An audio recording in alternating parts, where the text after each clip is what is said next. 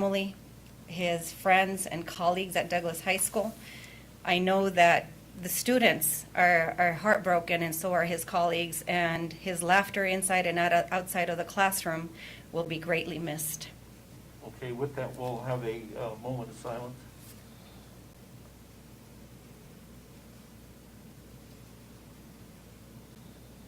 Thank you.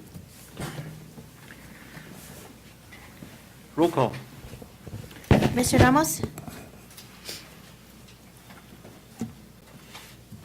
Mr. Lindemann? Here. Mr. Sabal? Here. Dr. Gomez? Here. Mr. Bahrain? Here. Item 2A, discussion action on the approval of certified hires, Ms. Samaniego. As presented, we have a couple administrative vacancies in the district. Mr. Jones is being recommended for the Sarah Marley principal position, leaving a vacancy over as assistant principal at Huber. And Mr. Angel Vidal is being recommended as assistant principal. He is a RBMS teacher and a current IA from Joe Carlson, who is completing and going into has completed her teaching degree, Maria Escarcega. Okay, members of the board, entertain a motion to approve I move to approve. by Mr. Lindemann. Dr. I second. Second by Mr. Sabal. Any discussion? Just to clarify my mind who these people are. So Henry Jones right now is the Assistant assistant principal at Ray Brain? At Huber. Huber, Uh-huh. yes. And then Maria Escarcega is our new teacher?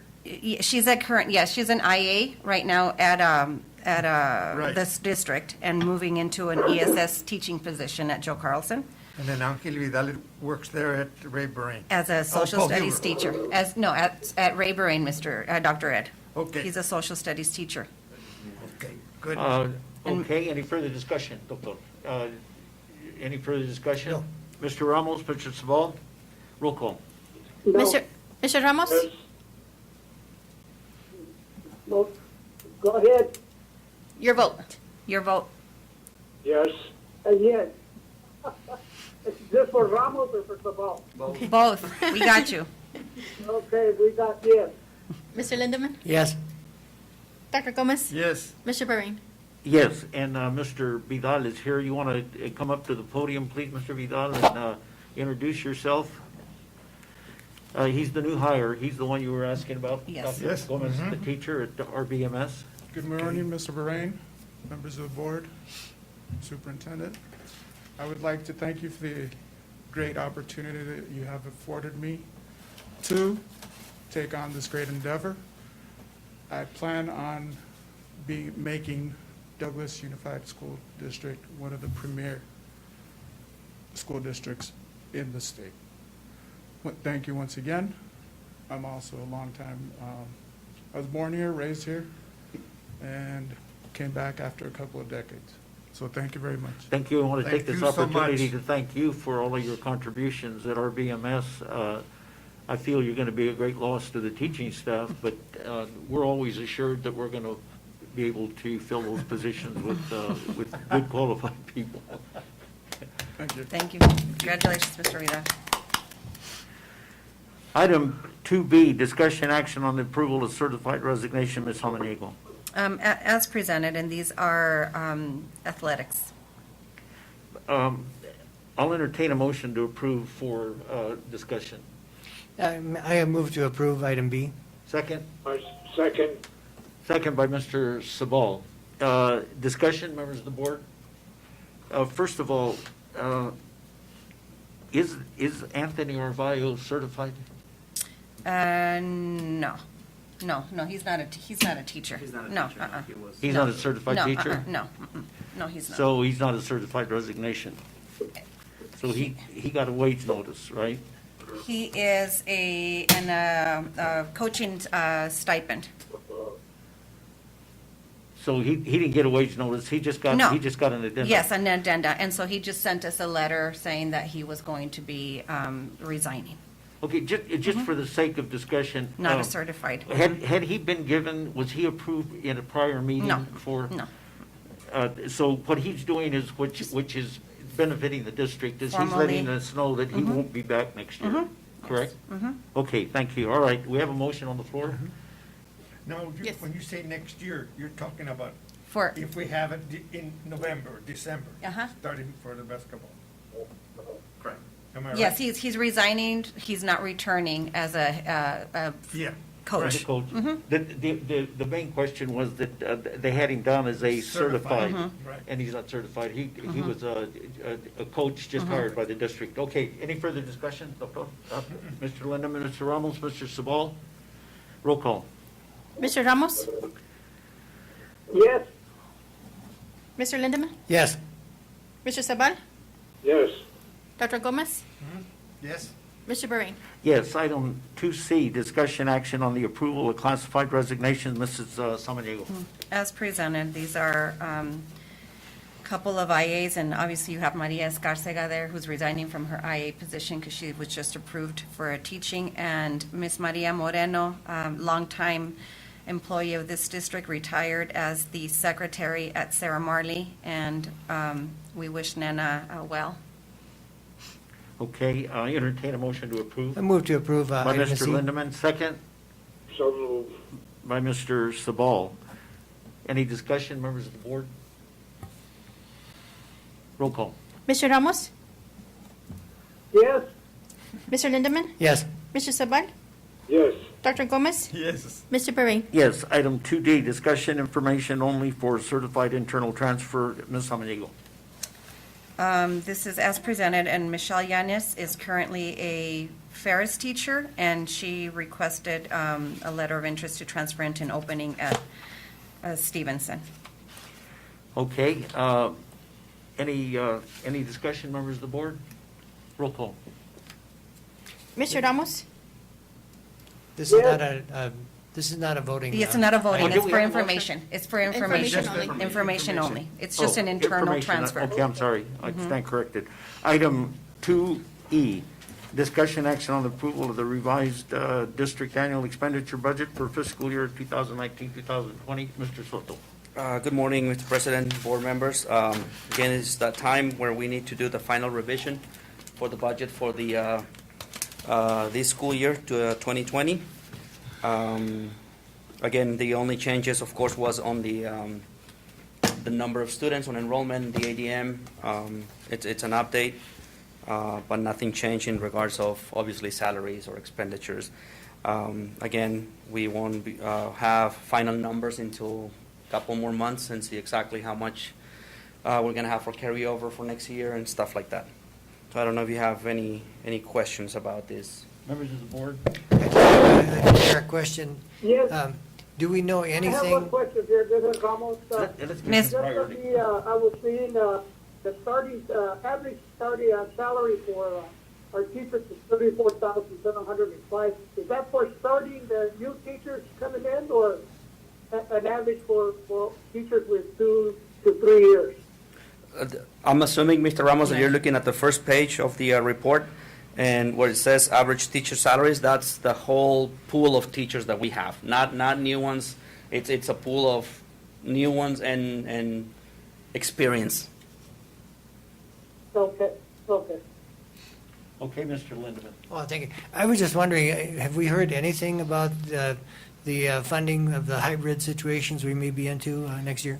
No, I'm pretty sure Mrs. Amaniego is going to touch on that, but Okay. I mean, we haven't heard anything from the state in regards of funding at all.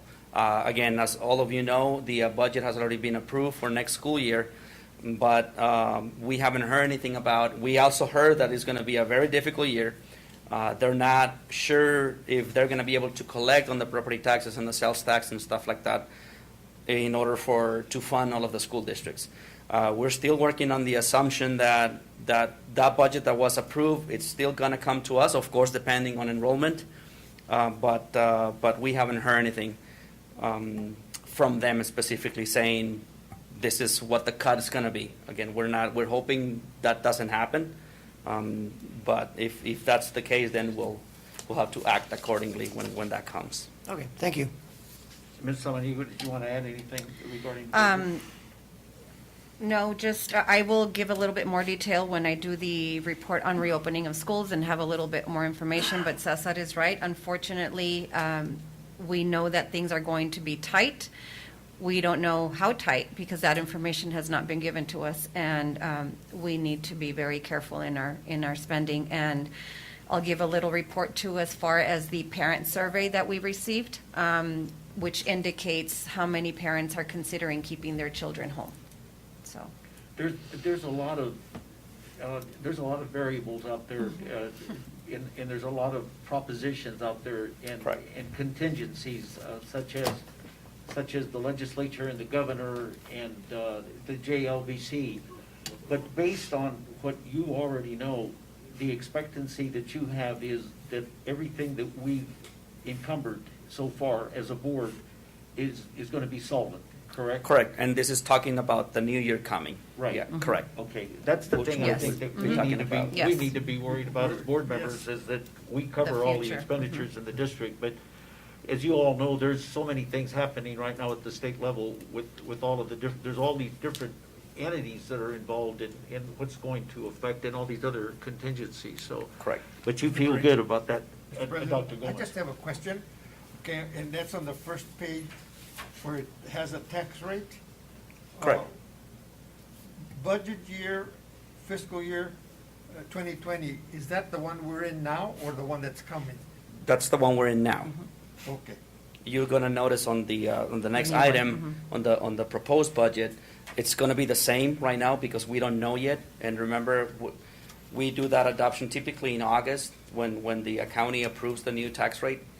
And that's when I do the first revision, typically around October, November, that's when you will see the actual tax rate. The one that is gonna be for this coming school year. Okay. Okay, This is the one that we have right now. okay, anything else, members of the board? Have a motion on the floor? No, No. I need a motion. I move to approve item E. Oh, I thought we had, okay, is there a second? Second? By Dr. Gomez. Any discussion? Any more discussion? Roll call. Mr. Ramos? Yes. Mr. Lindemann? Yes. Mr. Sabal? Yes. Dr. Gomez? Yes. Mr. Bahrain? Yes, item 3F, discussion action on the approval of the proposed district annual expenditure budget for fiscal year 2020, 2021. Mr. Soto. Again, this is the proposed for this coming 2021 year. Again, this is what the legislation already approved as a skinny budget. The good things that happened this year is the restriction to capital or district additional assistant got reduced, which that means is that's more money for the schools. So that gives me a little bit more of cushion to work with in case that we need some monies that I can transfer from capital to the MNO to kind of help out with salaries if needed. Again, on that first page, you'll see that they added this average teacher salaries component, and you can see that we met the goal of the 20% at least that the state was requiring with those additional monies. This year includes that 5% that the state is giving us to give the teachers, but I mean the board approved the 7%. So this budget includes the 7% increase to teachers, the 3% for directors and principals, and the classified people that got depending on that category. So all of that is reflected here. Not sure, or if you may have a specific question in regards to this Board proposed members, budget. any questions? I just had one quick one. The city is expecting some more CARES Act money in the future. It's very uncertain, of course. Does that apply to the school district also? I don't think that includes, again, we got the allocation for that CARES Act like a month ago or less than a month ago. We haven't heard anything about additional monies. As you may hear here already, there's some issues with funding, especially with Chiricahua canceling the testing for lack of funding. So again, I'm hoping that doesn't affect us in a way that they're saying, okay, we're not going to give you that full amount of money. We're going to give it to the actual people that need to do the testing, stuff like that. I mean, we haven't heard anything. Sometimes no news is good news, but I mean, you never know if all of a sudden they're going to come out with, by the way. But again, the allocation is already there. And as we talk about it, I think it was the last board meeting, it's barely going to be enough to kind of do the recommendation that the state is giving us. Again, these are just recommendations, but of course we want to make sure that the students and staff are safe. So that's why I'm not planning on using those monies right now for anything else. If in the future we need people, might be like for temperatures or for cleaning up and stuff like that, then we can Custodians. use those monies. But nothing fixed, nothing that I'm not gonna put any salaries on those monies, because again, it's a grant, and then when that money goes, then those positions go away. But again, my main goal is to kind of like purchase supplies needed to be ready for the opening of schools. Okay, thank you. Doctor? Yes, so, because I don't hear very well, but, so did you get the federal money? With a Yes, million Doctor. cent- $1.5 million, Yes, was it? it's a 1.9. million, 1.9. 1.9, Something. something. 1.9 It's something. almost 2 million. Okay, But, so that money has already been awarded to us. We have it in our grant section. What we're doing on our end is specifying on that grant, what are we going to expend it in? And while there's not a whole lot of restrictions, they just still want us to treat it like a grant, a normal grant, and say, this is going to be used for technology, this is going to be used for supplies, for COVID, supplies. And obviously, that money, while it sounds like a lot of money, for a district of our size, it's not going to be enough to be able to do everything that we need to do. So when Mrs. Cox and Mr. Soto and I met over this money, we know we are not going to try to put it on salaries unless we need a position dealing with the situation.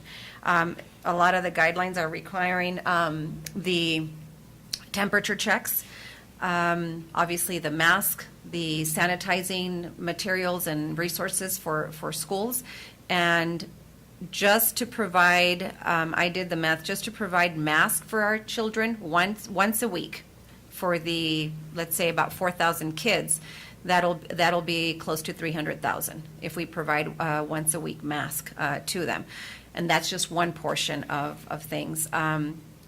Obviously, the whole instruction piece is going to add another component, which is the technology devices, that we can use some of that money towards that, but then it diminishes the amount of money we have for other resources. So an answer to your question, we have not heard that there's additional money coming aside from the 1.9 that we have right now. and then, I was looking at these both things that you handed out. The assumption of revenues for 2021, boy, that's a big jump from 18 to 30 on page 1. It says total budget revenues for fiscal year 2020, and then estimated revenues for sources for fiscal year 2021, excluding property tax. So he's comparing the two. Oh, yeah.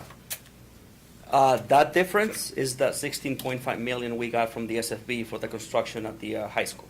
Oh, That's okay. why you have that Oh, huge okay. difference. All right. So that on the following year is going to decrease because we're going to spend that money on that construction. Yeah, okay. So basically, that includes that 16 million.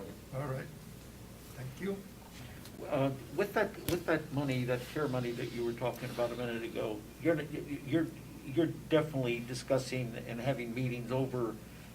It's not going to be just a slush fund there that you can go. Oh, no. Correct. You know what you're going to be doing with it if you have to, right? Yes. And then along those same lines, we talked about this briefly one of the previous meetings, but you've got a lot of staff that isn't directly, and according to what Ms. Samaniego says in a minute regarding about what the proposed direction we're going to go in, and of course, maybe I should wait then, but she can tell us that you've got a lot of staff, not only classified and certified, that is going to need to be utilized maybe in a completely different way because of the situation where where their duties and responsibilities wouldn't be conducive to doing if things were normal, correct? Correct. So, Yes.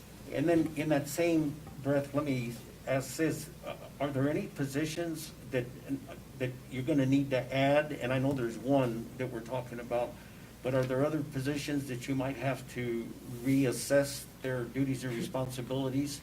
And because of the circumstances, put them in other positions? And I think you people know much more than I do about it, but just thinking about it, there's a lot of things that in a lot of positions that may not be able to function normally because of the situation. And why don't you go ahead and discuss that right now? Okay. Because it is budgetary, because Right. it is, Yes. So obviously, we know that with the CARES Act money, as I said before, it is allowing us to pay employees for positions needed. And so, number one, to answer Mr. Burring's question is, once you, the board, approve our proposed plan, and it's not going to be today because we are still waiting for more information from the state. So when that time comes and you approve our proposed plan, some of these, let's say, our instructional staff may be, we may have to utilize them to help sanitize the building. And so restructuring their day, their duties, in order to keep them employed. Because obviously, if we go into a program such as a hybrid model, then most likely at a given time, there's going to be some online instruction going on. And we already tried that during the school closure, and that was because of the governor. We're not closing schools again unless the governor closes them again. So definitely going to be utilizing some of our staff that are hired under one capacity to help us and assist us in another capacity if needed. And that's going to be something that we address with our staff once we know what direction we're going to go in. As far as needing positions, just today I'm introducing not one new position, but one that we haven't filled because of the high needs and demands in the Department of Technology.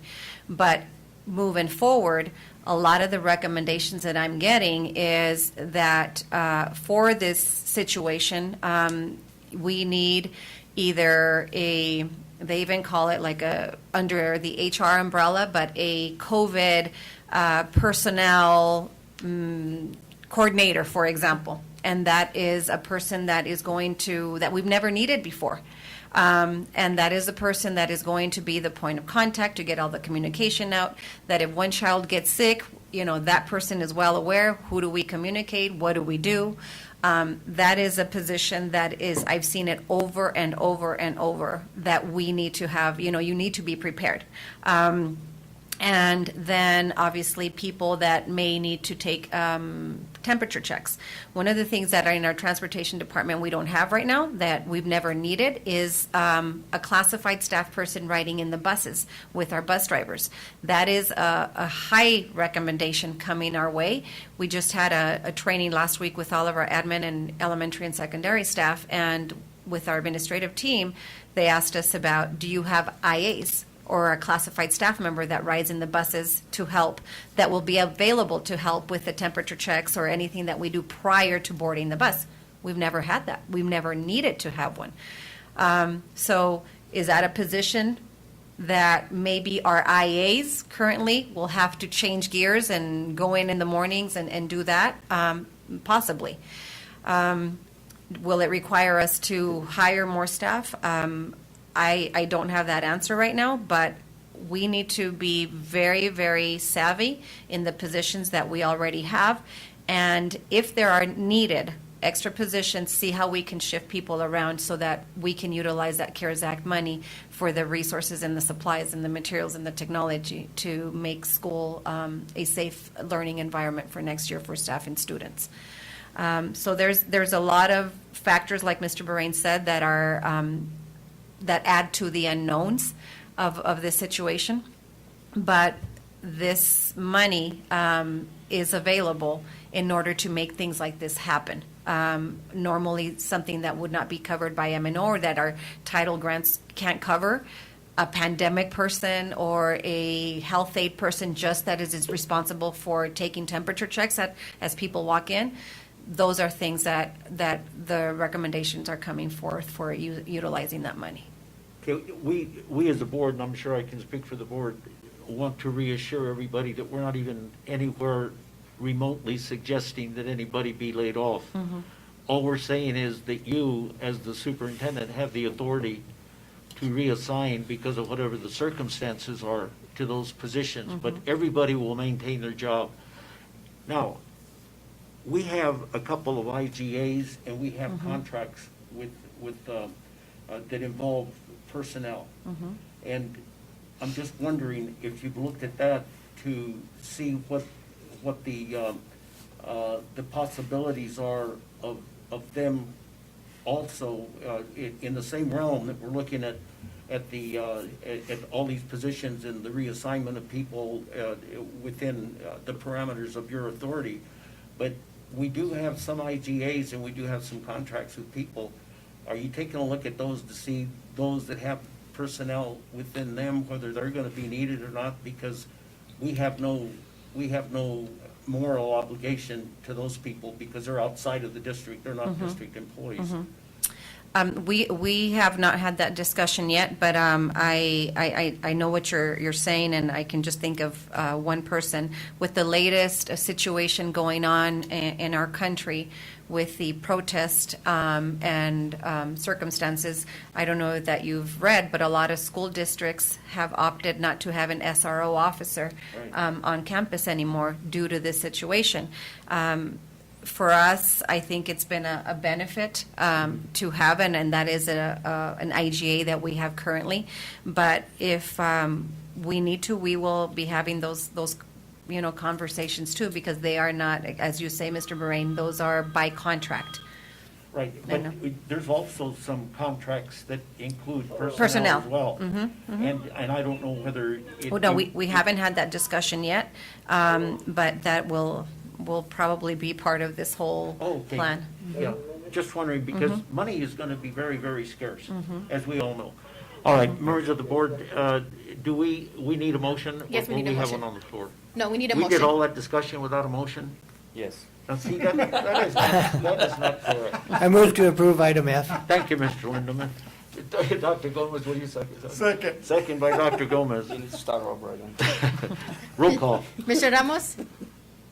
Yes? Mr. Lindeman? Yes. Mr. Sabal? Yes. Dr. Gomez? Yes. Mr. Moraine? Yes, is there any discussion? Item 3G, anyway, Mr. Soto and Mr. Samaniego, we know that you guys are right on top of that, and we know that that's uppermost in your mind, and because of all of the things that are swirling around. Item 3G, discussion, action on the approval of the direct service agreement between Vale Unified School District and the Douglas Unified School District and the AZ Ed's outreach program. Ms. Samaniego. And this is as presented. This is just routine to bring this forth. The great thing about this is that we have already paid up 2 years, I believe, Mrs. Valenzuela. And so this is not costing us anything, and this is very much an agreement that is needed because of our SACE reporting system and the work that Mr. Norm does with Mene and her team at New Student Center. And so this we can never get rid of. Oh, of course, of course. He's the guru, just Yes. like Chuck Essex is the financial part. Okay, entertain a motion to approve I move to approve item G. by Mr. Lindeman. Second by Mr. Sabal. Any discussion? Roll call. Mr. Ramos? Yes? Mr. Lindeman? Yes. Mr. Sabal? Yes. Dr. Gomez? Yes. Mr. Moraine? Yes. Item 3H, discussion action on the approval of the following job description, Systems Administrator. Mr. Samaniego, you earlier alluded to that. Yes, and so this is a position that I bring forth to you. It is not a new position by any means. This is a position that has already existed within IT. It was just never filled many, many years ago. And so my proposed job description is just by changing the name of it, and it would fall under the direction of Marco Durazo, the IT director. This is a position actually that Marco held back when he was not a director and had not completed his schooling. And The systems administrator, right now, would be a big asset to the department. Right now, it is Mr. Durazo and his IT tech people. And those IT tech people, while they're very savvy in fixing computers and assisting Marco at the school sites, anytime that we have anything happen from network failure to a power outage, to anything involving our computer and network system, it is always Mr. Durazo. And so Mr. Durazo oftentimes becomes one of the IT tech guys in dealing and doing himself a lot of this. So with the demands of technology and moving forward into whatever our school year will look like, this is a position that has not been filled, but is very much needed, and will allow Mr. Durazo to do other things that, as a director, you want a director to be able to do. So you said that the position hasn't been held for many, many, many years, and Mr. Durazo was the last person to have it. How old is Mr. Durazo? We won't say. And Too it's old. not, and I think the position was not filled, during that time because of budget. So when I came into the superintendency and having been Marcos's colleague and hearing the needs of his department, that is one department that has never had anything additionally done to assist that department in the duties and responsibilities. And so I started working with him last year, and I said, we can't make it happen, last year, but it's something that Cesar and I have been, proposing and keeping monies aside so that we can take care of that department and the needs that it has. Definitely needed, especially now Yes. with everything you're going to be asked to do and the way you're going to be asked to do it. Entertain a motion to approve I move to approve item H. Second. by Mr. Lindeman, Sabal, second. I have a Any question, discussion? Yeah, Mr. I just wanted to quickly ask, you mentioned that this was in the budget this year, so it is a funded position now. And will it Yes. continue to be funded? Okay, Yes, Yes. yes. thank you. Okay, so then there's going to be, this Mr. Durazo has a salary, so if he gets this position, he's going to be amended in salary? No, so Mr. Durazo is Marco, our IT director. So Okay. he oversees the whole department. This position, and we're not even talking about a person yet. We're Okay. bringing the job description to you that we just added we corrected and changed the name to assistant administrator. By you approving the, assistant, yeah, okay, that- by you approving the job description, then that allows us to open up the position, and Mr. Durazo and his team will be able to conduct some interviews and hire a person for that role. Good. So it's not more money to Mr. Durazo. He was the one that was Yes. previously in that position Oh, I see, Yes. that's what I got confused, okay. until somebody with a Yes. lot of wisdom put him in that position. Well, I wonder who that was. Do we have a motion on the floor? Yes, sir. Yes. Roll call. Mr. Ramos? Yes. Mr. Lindeman? Yes, Mr. Sabal? Yes. Dr. Gomez? Yes, Mr. Bahrain? Yes. Item 3I, Ms. Samaniego. Here we go. Okay, so 3I, so this is, I just bring to you some updates regarding our reopening plans for DUSD.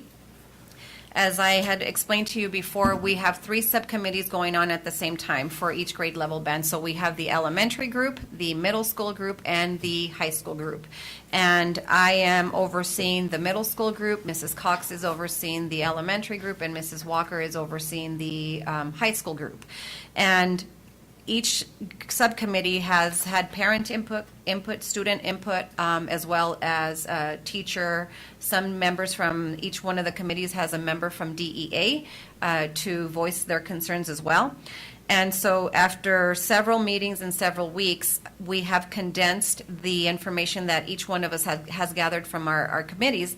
And this is where we stand today and what we hope once we hear what we will be allowed to do from the state or the governor. The plan moving forth is we will be proposing, if we are allowed to, a hybrid model.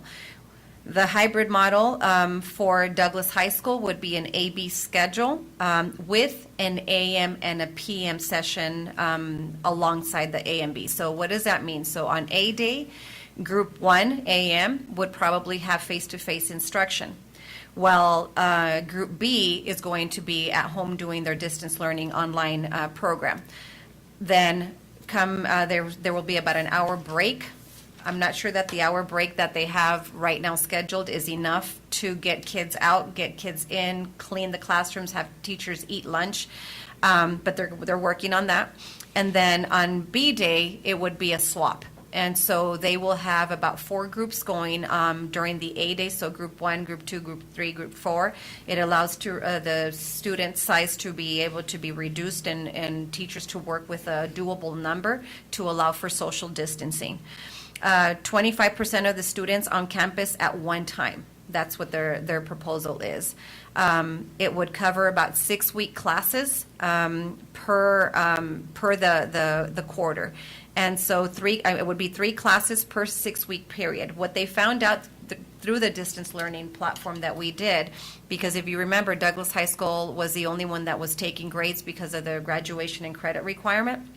And what they found, both by their student survey and parent survey, and student and teacher survey, is that doing the complete schedule of all classes on an online basis was very, very difficult and overwhelming for the student and for the child.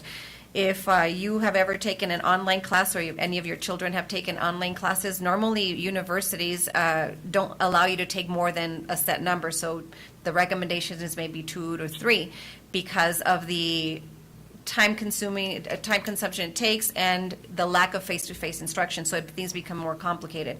So under DHS's plan, they have worked hard with their staff, their department chairs, and they are proposing that only 3 classes per 6 periods, okay, per the 6-week period.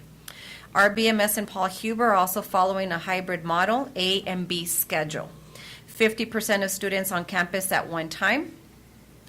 Elementary schools, hybrid model, A and B schedule, 50% of students on campus at one time. If we are allowed, and again, this is just report to you, but when I'm ready to bring this forth, and we may need to have a special meeting just to get this all approved and adopted by you, would be a 2-1-2 calendar. And what does that mean? That 2 days, Monday, Tuesday, kids would go to school. Wednesday would be our distance learning, all kids off campus, to allow for the deep sanitizing of our school buildings, our classrooms, and allow for some of that professional development for teachers to catch up on grade and to them, have their staff meetings and all that. And then Thursday, Friday would be the next days of school. So it's a 2-1-2 model. If need be, we are considering bringing in some evening custodians if we need to on Friday afternoons or even on Saturday to do the cleaning again after that Friday of school, with the idea in mind that on a daily basis there's going to be more cleaning than there has ever been. Obviously, a 2-1-2 calendar would require us to look at our calendar that was already approved by you, and we'd need to propose and make some changes to that calendar. Students on campus, again, Monday, Tuesday, Thursday, Friday. No students will be on campus on Wednesday. All staff would report every day, Monday through Friday, because we want, the staff felt, that was one of their first questions. What do we do? Do we have staff work from home on Wednesdays, or do we need staff to be on site? And every single one of the groups felt that we need the staff on campus. And as long as we don't have kids, then it will allow the teacher to once, clean their own classrooms, the custodians to sanitize bathrooms, cafeteria areas and playground areas inside of the building and outside without students there. But staff would be working on Wednesday, and it would be under the direction and guideline of the principal. This would, of course, take away our early release days. We would not do, a day off on Wednesday plus additionally a Thursday early release, and which is why I would have to bring a calendar to you with these revisions if this is allowed. Now, all of these plans, and we've worked, like I said, we've had many, many meetings, and most of us, I think, have had virtual meetings, and none of these plans right now are a go until we have either a governor executive order, which will allow us to reduce, one, you heard instructional time. So if we have 50% of the students at school, we have 50% of them at home. Right now, the guidelines and the requirements of instructional minutes and an 180 calendar instructional day for kids does not allow us to have any of these plans. And this is for no one that's in public education or charter schools in Arizona. And so what we hear is that hopefully this week, the governor will have an executive order which will give some leniency and some leeway to school districts in order to have, because DUSD is not the only one. I've been collaborating a lot with superintendents in Phoenix and Sierra Vista and Bisbee. We're all working together, trying to get ideas from each other, and most of them are going hybrid. If you remember, option one is to bring all kids back at the same time. Brick and mortar, that's the option number one. Option number two is a hybrid model. Option number three was all online with a date in mind to reopen schools normally. And then option number four is a potential school closure by the governor. And so based on our surveys and our information from all the committees, we are recommending, it looks like we'll be recommending to you that hybrid model. Now, obviously, keeping students and staff safe is our number one concern, which is the reason why we feel we can't bring all kids back. We wouldn't be able to. We have class sizes of over 30. Some class sizes are 20. And still with the social distancing and the 6 feet apart desk 6 feet apart, we wouldn't be able to do that with kids. And I will tell you that the trainings that we had last week really showed and demonstrated that before we even start, we need to take care of our own staff. They have a lot of anxieties. They have a lot of questions and concerns. And in order for them to be able to start teaching and be able to deal with this new way of opening schools and teaching, we've got to take care of the staff first. And so the trainings that we were involved in last week really talked about the staff traumas and the many questions and concerns they have. So it was really positive last week. We had an admin group Wednesday, elementary group on Thursday, and secondary group on Friday. Now, teachers were not required to attend, but we did invite them, and I think we had a pretty good turnout. And so that's number one. I also want to share that I've been obviously in communication with Ms. Candy Pardee as our lawyer, because there are many questions that I am not sure that we are going to be able to do. One of the things is, can we mandate masks for our students and our staff? Can we legally take the temperature of kids as they're coming in? Can we legally take the temperatures of our adults?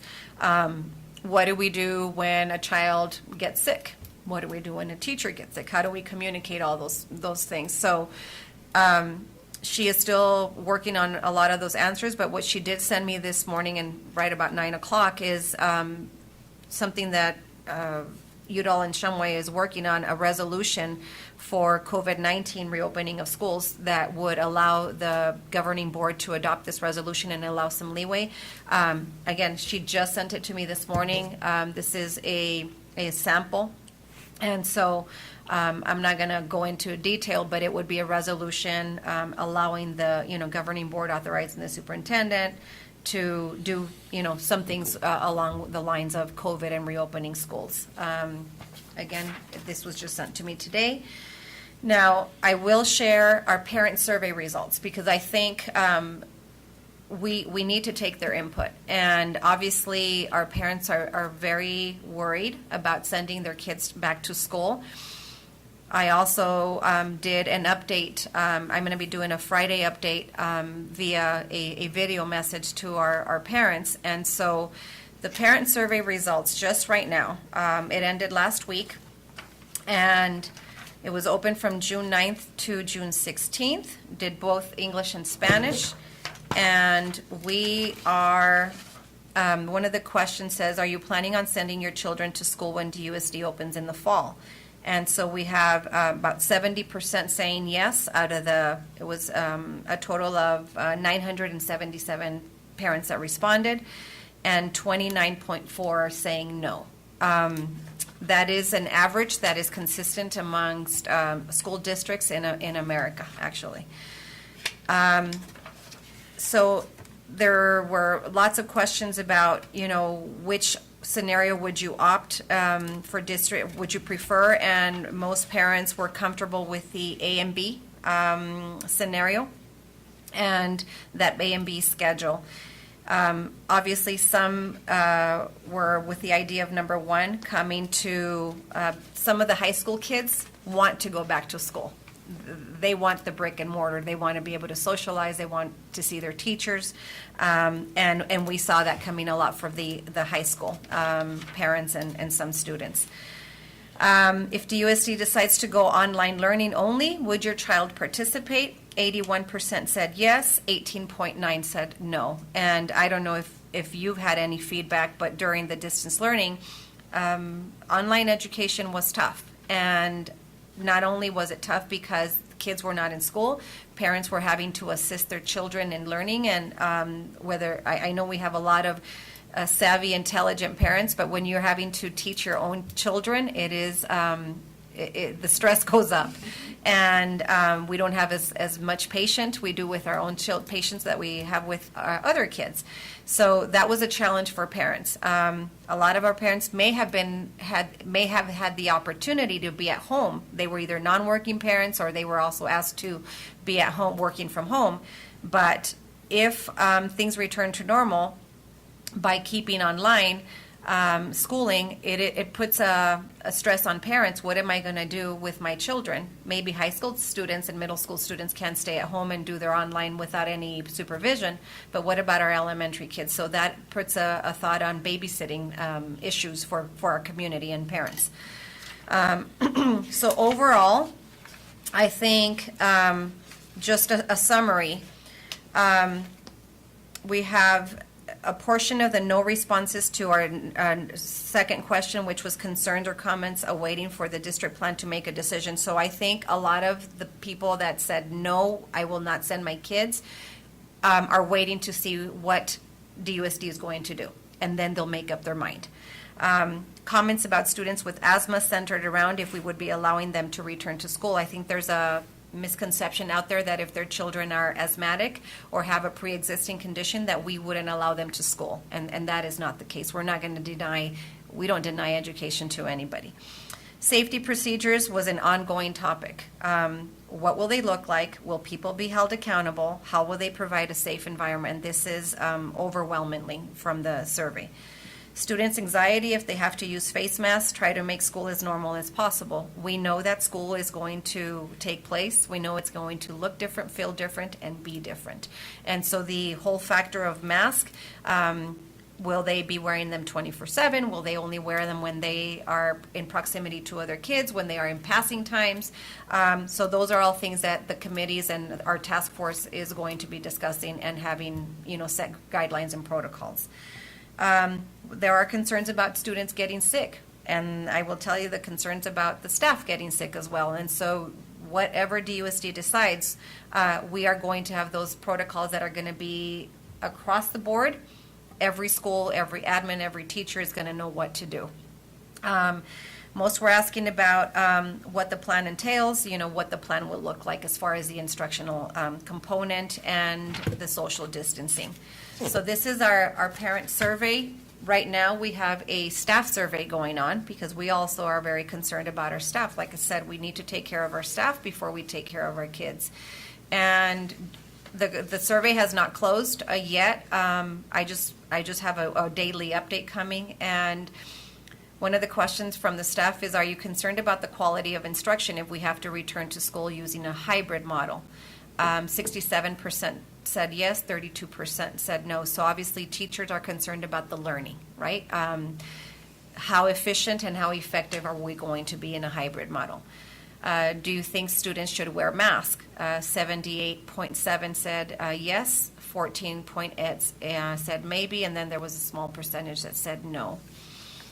If the ADE guidelines require us to make up instructional time based on scenarios DUSD proposes, we asked if they would prefer to reduce number of early release days, cancel fall break and spring break, extend the school year, have classwork packages instead, eliminate early release days and extend the school year, and distance learning. So overwhelmingly, 78.3 said reduce the number of early release days. And of course, if we go with a 2-1-2 model, we know that those early release days are being, where they're gone. It would just be replaced by that Wednesday of in-staff work there without kids. But kids would be required to do distance learning during that day. 13.4 said extend the school year. So one of the things that we may have to do in order to be ready, and based on the training that we all had last week, it is highly recommended that schools push the start date a little bit, not by a lot, and that is only for kids. What we've been discussing after our training is maybe looking at a 2-week postponement of kids starting school to allow us to work with the staff, go over the protocols and procedures in place, reorganize our classrooms, because you know that at DUSD, our teachers only return 2 days before the start of the school year. And Mr. Lindeman knows that 2 days is probably not enough. I mean, it's not enough on a regular school year. You know, you have staff meetings, you have your principals giving you the handbook, you have district, meetings, and then you have about a half a day out of those 2 days to get ready for the opening of the school year. And so we know that this year, more than ever, staff is going to need more days to get prepared. So I'm looking, just based on feedback from the committees, is maybe looking at, a 2-week postponement. And so my question to Ms. Pardee is, if we were to do that, obviously that extends the calendar year for school and for teachers. You know that teachers get paid by a contract, 183 days is what we pay them right now. So what does that do to 2 more weeks of school at the end of the school year? It affects our budget. Do we, so I'm asking all these legal questions that I need to have so that when I come before the board and we bring the set plan, all these answers we will already have.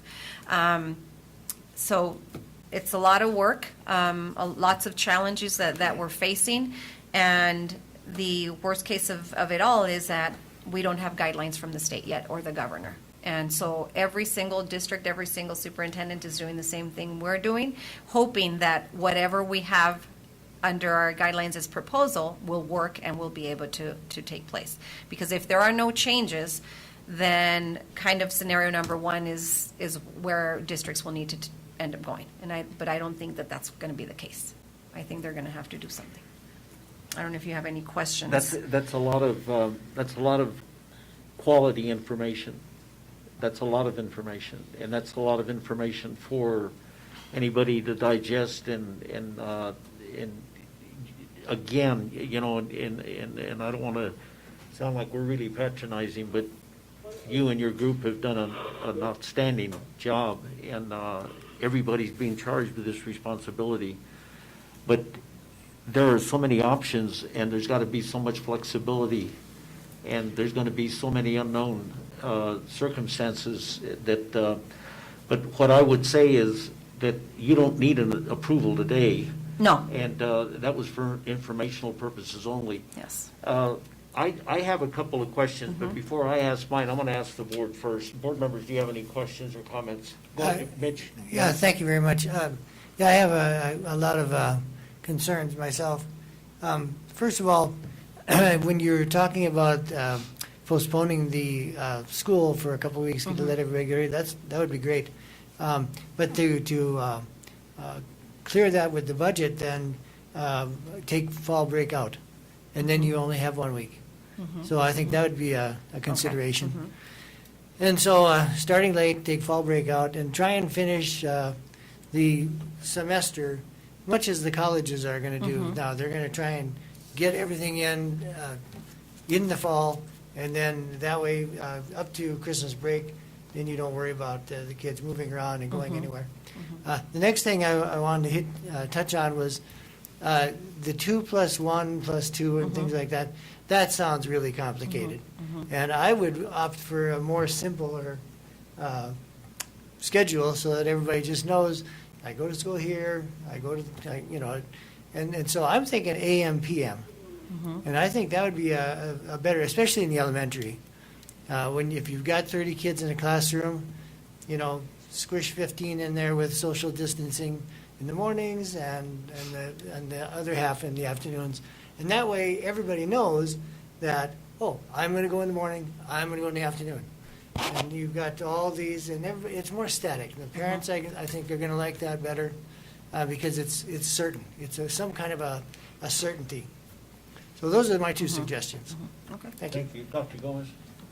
Well, I had really just one thing that I wanted to know from Ana, pobrecita. I mean, she's getting all these questions at her, but when you have people that say, okay, I'm not gonna send my child to school, well, what happens then? Okay, in other words, do they take on the responsibility of educating that child? And then let's say things change really to the good, and then next year they say, well, now I want them to come in. Where do they come in? I mean, have they had enough education to, let's say, if they were in the 3rd grade, to go to the 4th grade? What would happen? Well, and that is a complicated question and more so of an answer. So there's two things, Dr. Ed. We know that Arizona already has some online schools, right? Primavera, A to Z. So there are some companies out there that provide this education strictly online. And they are not easy by any means. I think that they're tough because you don't have that face-to-face instruction. So some of our parents may be thinking that option, okay? I'm not going to take on the responsibility myself to teach my kids, but I'm going to enroll them in an online accredited school, for example. So we have kids that take these classes sometimes for either, credit recovery or that they've been suspended. They go on and they come back, and it's very hard to be able to get, the transcripts because kids do not stay on like they should. So in terms of where are they when they come back, it's difficult. Especially when they don't have credits or they don't have things completed. And so if a child, this happens a lot at the high school, if a child has, well, I did one class, well, where's your evidence or where's your transcript? Sometimes it's a hit and miss. And so it's kind of, you put kids at a disadvantage, okay? Now, if the parents are going to be responsible and making sure that their children are going to be doing the work that these schools provide, then that's fantastic because we will be able to get a transcript, we will be able to get a report card or some kind of information when they return.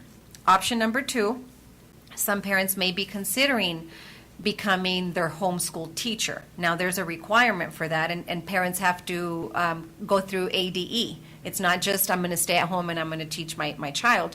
So a parent will have to apply for that homeschooling and resources and books and all of that through ADE, okay?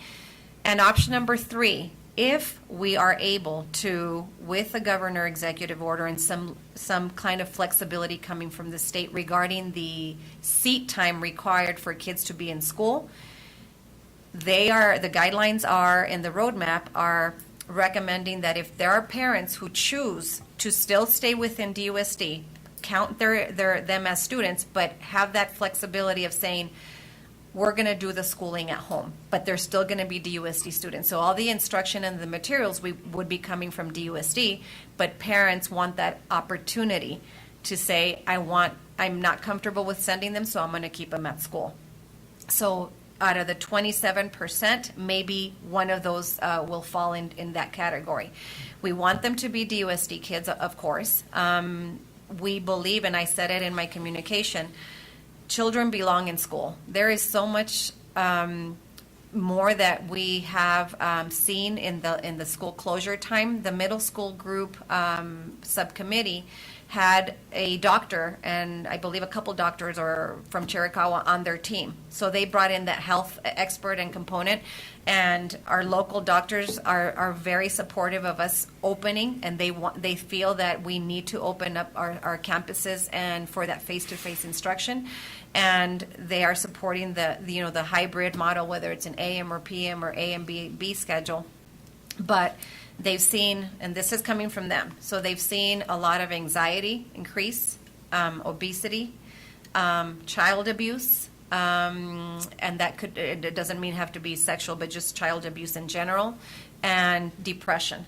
So in just these last 3-4 months. And we know that schools closed in order to keep everybody safe, but they are, we are going to be open. And so keeping kids at home is a parent right, and I respect that, but they need that socialization. They need that interaction. And many of our children have not had a routine since this started. Many of our children are sleeping till wee hours of the afternoon. They're not eating their breakfast, lunch, and dinner.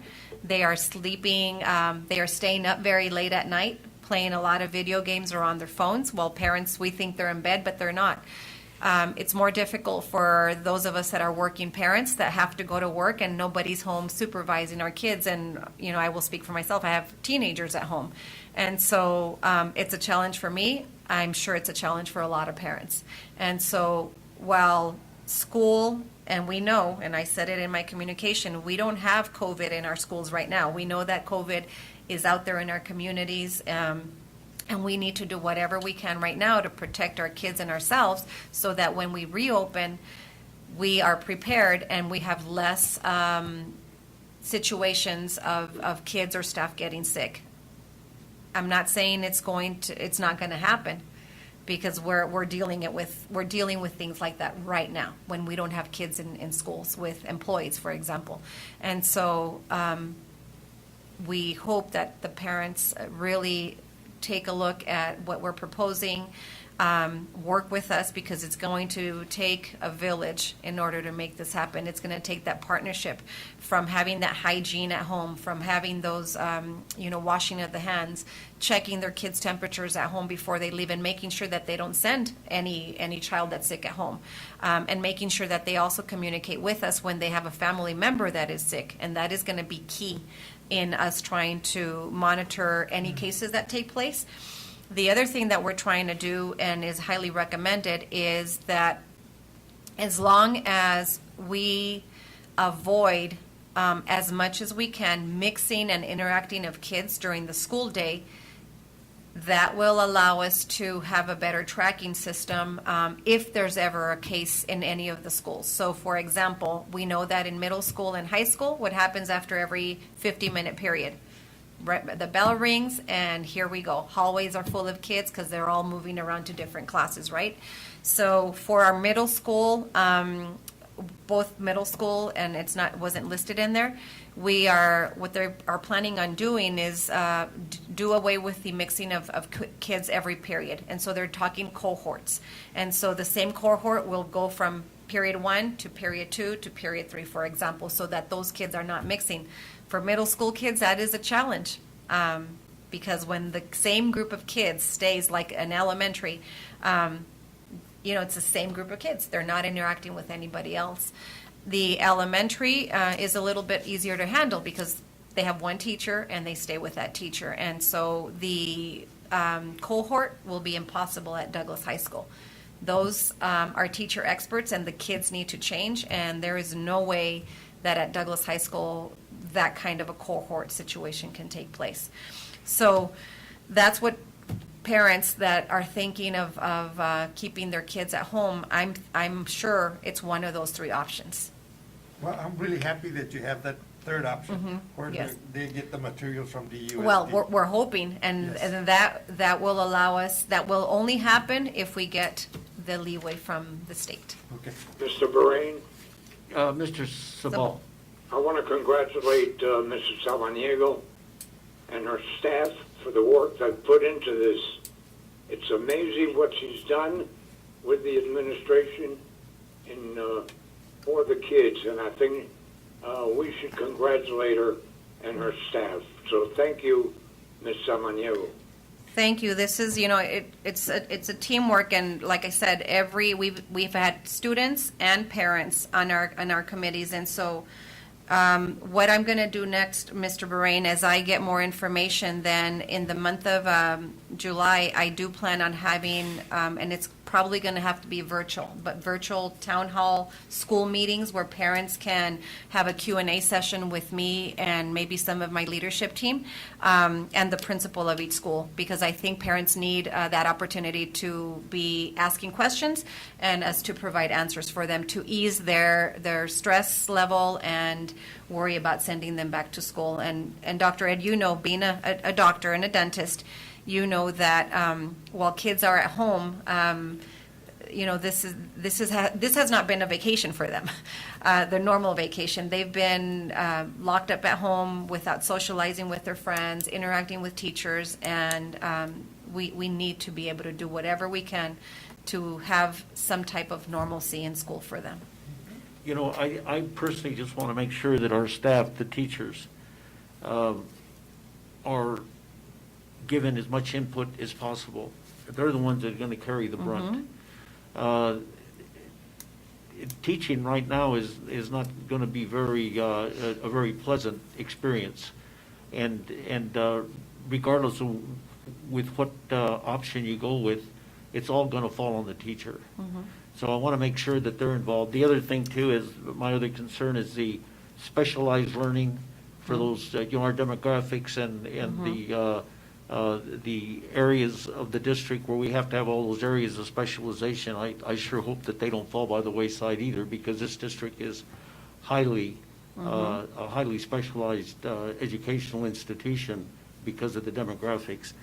The other thing that I was going to mention is, when you mentioned that the attorney said that they were going to develop a resolution allowing the board to do this, was the resolution who's going to authorize the resolution to allow the board to do that? That would have to come from the legislature. So is Yes. that a resolution to go to the legislature? Well, this is as she said just early this morning, this is a resolution that Denise came up with, and she just said school boards may need to Denise? adopt.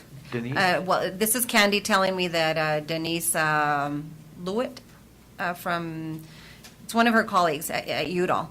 And so it just says, school district number, county resolution for COVID-19, whereas the blank school district. So there's a lot of blanks here, but obviously this says it closed with the orders, closed schools effective by the governor back in March 16th, whereas subsequent orders and legislation called for the closure of schools, and then it keeps going. Whereas a governor executive order for 2020-36, the return order was issued outlining requirements for business and other entities to assist in mitigating the spread of COVID. Whereas a governing board wishes to resume educational activities and business operations for 2021 in a manner that is consistent for the return order, but with recognition that there are many unknowns about future conditions that affect the district's ability to, in its educational and other activities. And then it goes on, therefore it is resolved by the governing board of school district board, county. Section 1, governing board authorizes the superintendent to develop health and safety protocols relating to COVID-19, authorizes the superintendent to revise those protocols as needed or appropriate during 2021 to address COVID. And I guess under that would be the mask, the temperature checks. No, but my Yeah. question is, who's Yeah. going to authorize the board to And I don't have that, yeah. to edict something like that? In other words, This that resolution. this must have to come from, if there are any guidelines from the State Board of Certainly, Education. there's no enforceability. Yeah, I mean, right now. if the board says we're going to have a resolution, we're going to make everybody, how are we going to enforce that if we don't have some legislative authority to do it? So anyway, that's Exactly, something. yes. And that's important because it's going to be something that you're going to have to deal with. The other thing that I was going to mention is the cafeteria. You didn't mention the No, I cafeteria. didn't mention that. How are you going to do that? Well, food service director and his team also have been trying to come up with some plans. And we know that the guidelines and the recommendations are not to have kids eat in the cafeteria anymore, but eat in the classroom to avoid that social contact. And so for Douglas High School, what they're thinking of is a grab and go. So Douglas High School is proposing the A and B schedule, but also AM, PM. So kids in the morning, upon arrival, there would be the carts with a sack breakfast, and so they would just grab it and take it to their classroom. They would have to eat it in their classroom. When they're leaving the first cohort, the first group, they would go to the carts, grab and go lunch. They'd leave. The kids coming in, a grab and go lunch to eat in the classroom, and then that's the high school. So only the morning group would get breakfast, and they would get breakfast and lunch, and the afternoon group would get lunch. For elementary and middle school, they are considering also a closed container to be taken to the classrooms to eat. Some of the student input is allow for some shaded area outside where, you can have some tables and at least eat outside so that you're not inside the cafeteria, because we know that is a no-no. We have eight tables to a seat, 8 chairs to a seat. We're not going to allow the cafeteria as an eating place. So most likely, it's going to be lunch in the classroom. Okay, members of the board, that was an extensive report and a lot of information, and it's good information. I mean, we couldn't ask for a better update and the possibilities for the district. Members of the board, do you have any other questions or comments? No. I don't. Okay, Mr. Sabal or Mr. Ramos, do you have any questions or comments regarding the report? No, I don't. No, I made mine. Okay, No, I great. just wanted to mention that it's an excellent report as said by Mrs. Samaniego, and we're glad to have her here as our superintendent, because these and she is doing an exceptional job. I want to thank her for her hard work. Yeah, and we certainly do want to do that, but we also want to throw in all the people that are working with her. Yes, this She's is had- not she's had some me great help. alone. This is a teamwork, and I said Yeah. every subcommittee, and what I have the teams going back right now is every principal is going back and having staff meetings right now over the summer, and coming up with the worst possible case scenario that you can think of, because we need to be prepared. If there is a child that comes to school sick and the parent left and just dropped him off in the morning, what are we going to do? If there is a child that wants to use a phone in the office, and normally what would you do? You would allow them to use a phone, right? Which phone? The secretary's phone, or sometimes the principal's phone. Well, now it's have a designated phone that is only going to be utilized by students. So they are working with their teams to come up with these scenarios to report back to us. We'll compile them and have these guidelines. If this happens, this is what we're going to do. If this happens, this is what we're going to do. And that's going to be, straight across the board. Now, things will be a little bit different by school sites, and we know that not one school is the same for all. So once we know more, they internally will have their own protocols in place and things that may only be pertinent to RBMS and only to Huber. But as much consistency as possible with guidelines and protocols and expectations and what we do in all of these scenarios is going to be in place. But yes, this work could not have been possible without the help of my principals, the teachers that are involved, the parents. I really want to thank the parents that took time, and the students that are giving us their voice as students, because in the end, as Mr. Bahrain, the teachers are going to take the brunt of it, but this is affecting the lives of kids. So they have a lot to offer and a lot to say. Well, please pass that on We to will. them, the gratitude Mr. from the Moran. board to all those people. Just Dr. let Gomez. me make a comment, I'm sorry. Certainly. And that is, when you develop the protocols that you're going to develop, mask or no mask or whatever comes down from the attorney, we have to make sure that they are really obeyed, and even now, just for for your safety, for your staff safety, you know, the wearing of the mask, the washing of the hands and everything like that, that has got to be done. Because if, hope that it doesn't, I mean, but if we were to have somebody on the staff get sick, which we have had, when tested positive, stuff like that, you know, it just is going to delay the start of the school. It's going to delay anything that we have in store. So your staff has to be awfully Yes, careful. they do. And obviously, we've already ordered some supplies, and with the closing of the budget coming, in a few days, as soon as July 1, we are continuing that ordering because we need to be equipped. Yes. And we need to have cases and cases of everything. And we're all competing for the same products, and that makes it even more challenging. Okay, we're going to wrap that up. Thank you again. And then we'll move to item 3J, 2J, which is, speaking of help and having professionalism and assistance, we move to the discussion action regarding the transfer of Ms. Denise Cox to the Assistant Superintendent position pursuant to ARS 15-503A1. And members of the board, the reason we do 15-503A1 is that the board is accepting the candidate with the qualifications and all of the requirements that the board feels are met by virtue of hiring this person or moving this person into that position. So, Ms. Samaniego, I'll turn that over to you. Yes, and this, normally this is a transfer that doesn't come to the board because this is just a lateral move. There is no salary increase. There is oversight of HR, and it is just a lateral transfer under the authority of the superintendent. And as I had said when Mr. Nunez left, I said that I wasn't going to fill it right away. I said I was going to see what the needs of the district were, and I wasn't going to, Bruce asked me, can I put on the paper that you will do a search? I'm like, no, not yet.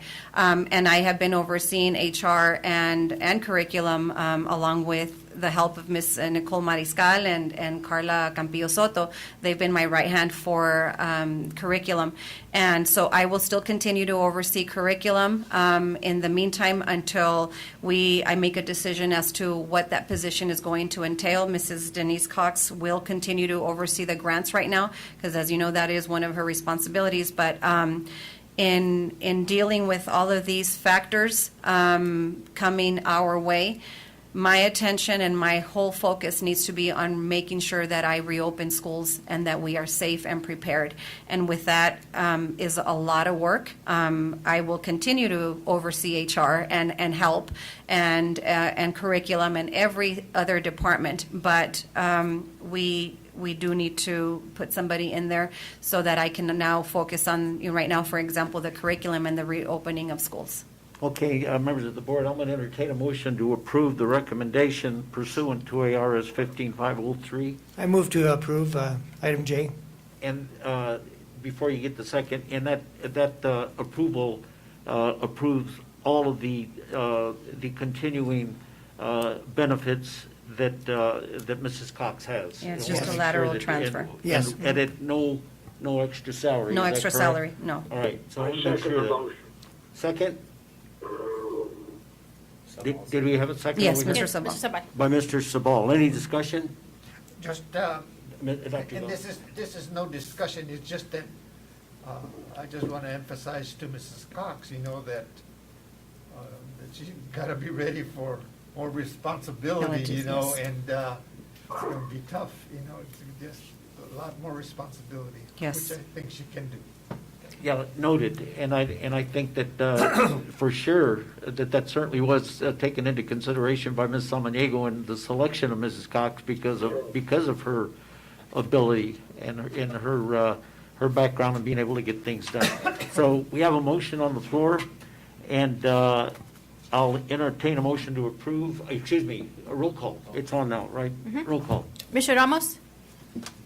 Yes, Mr. Lindeman? Yes. Mr. Sabal? Yes. Dr. Gomez? Yes. Mr. Bahrain? Yes. So with that, congratulations, Ms. Cox. Would you come up to the podium, please? we want you to make an acceptance speech. No, congratulations. Yes. Very worthy. Good morning, thank you. I appreciate the opportunity to serve as the Assistant Superintendent. I've worked in this district for many, many years, and I feel that in the different capacities that I've worked in, that I can bring something to the table. I have a lot to learn, but I look forward to the opportunity, so thank you. Thank you. Thank you. Thank you. All right, item 3, announcements. Ms. Samaniego? We have July 3rd, Friday is closed, it's a holiday, so all district offices are closed. We are still closed to the public. We had reopened at one point, but due to the increase in cases, we are still operating but closed to the public. Next regular board meeting is July 7th at 10 a.m., and we will have that public hearing budget adoption July 7th at 10:30. And also, as I gather more information and when I'm ready to prepare something to bring something official to you, we may need a special board meeting.